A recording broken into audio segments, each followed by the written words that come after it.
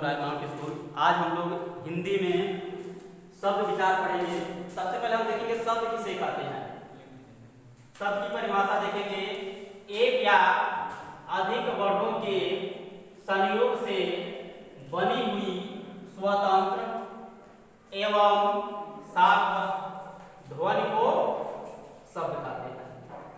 देखिए, इसको आप सिंपल भाषा में कह सकते हैं, वर्णों के सार्थक समूह को हम शब्द कहते हैं।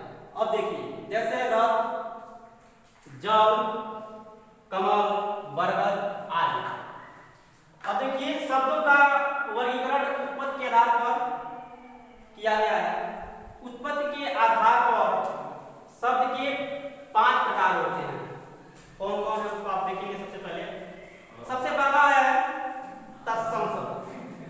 तत्सम शब्द किसे कहते हैं? तत्सम शब्द वे होते हैं जो संस्कृत भाषा के शब्द होते हैं वह तत्सम शब्द होते हैं। जैसे बल, अग्नि, प्रथम, भ्राता आदि। उसके बाद हम देखेंगे तद्भव शब्द। तद्भव शब्द किसे कहते हैं?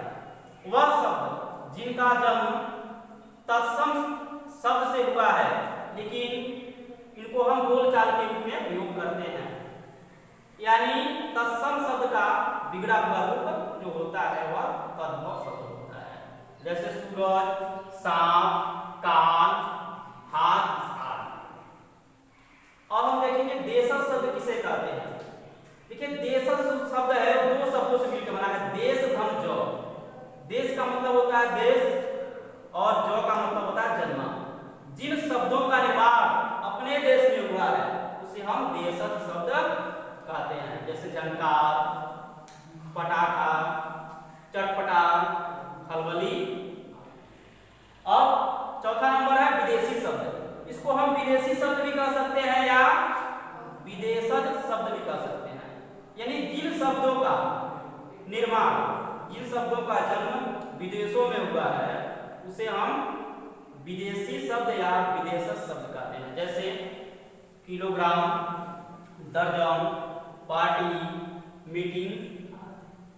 उसके बाद देखिए, विदेशी शब्दों में भी कई प्रकार की भाषाएं